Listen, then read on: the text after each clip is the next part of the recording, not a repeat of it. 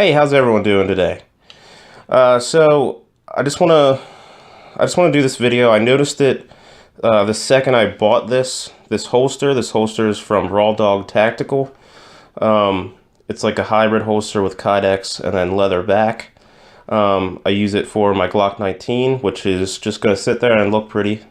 Um, no worries. But I love the design of it. Just easy on, easy off, single point attachment to your belt inside the waistband.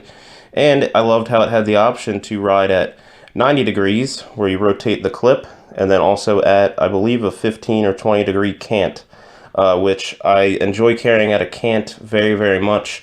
It's just more comfortable for me. When you reach down, it's at that nice angle, get a full purchase grip on it. It prints less, in my opinion, than at 90 degrees, because at 90 you have your handle, especially a 19 or a 17 or anything with a longer handle, that's going to tend to print more because it's going straight, if that makes any sense at all. When it's at a cant, it kind of goes up into your shirt and just kind of seems to curve around and print less. So I do carry at a cant. My other holster, Phobos, inside the waistband medium.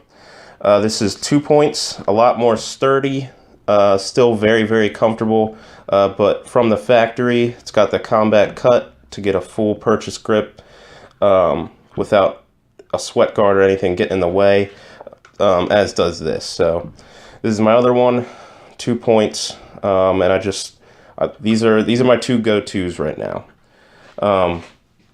So that's it for that. But I found an issue with it. I found an issue right after I bought it, and I just thought to right now make a video just in case anyone's looking at these or have seen other videos or saw my video and really like it. Just something to keep in mind if you are going to.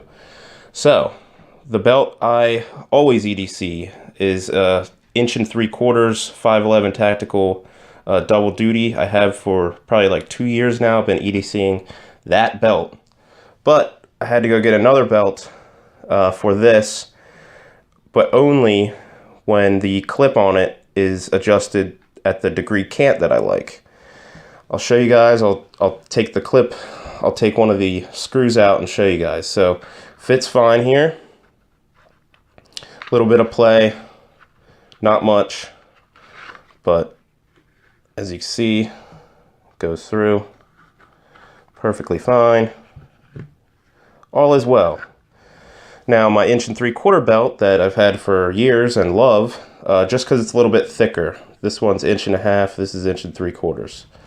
I like this just because it's wider, not thicker, wider, but I can't wear it when it's at this cant.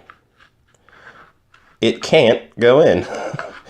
It does not go in. But when you put it to 90 degrees, this fits perfectly.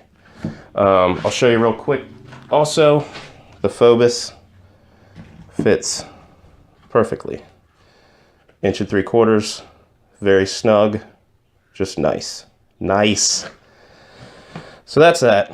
So let me take the one screw out and show you guys what is actually happening that makes it able to take the 1 3/4 belt in one position and not in the other.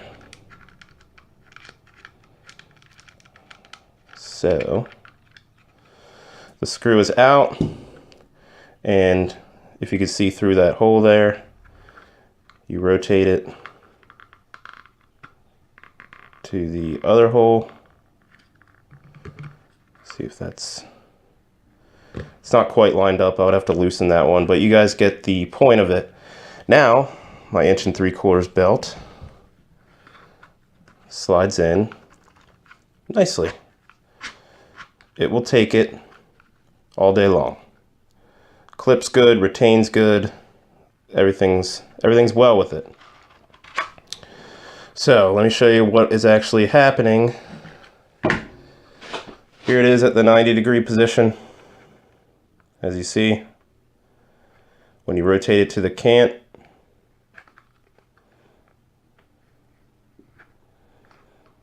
that gap just got smaller because of this hump right there. So let me do it again. 1 3/4 opening. While 1.5 inch opening. So it's about a 1/4 inch of difference depending on what position you have it at. So that was just a huge bummer for me. I wasn't too mad. I just went and got another 511 tactical belt, 1.5 inches. So not a huge deal, not a huge problem, not a knock on the company at all, but it was just something that exists that I didn't even take an account for or think of. I don't recall, I might have to check out their website. I don't recall if they advertise it can fit up to 1 3/4 in all positions, but if it does, that is not true. Let me throw the screw back in and show you how I was attempting to get the 1 3/4 belt to work.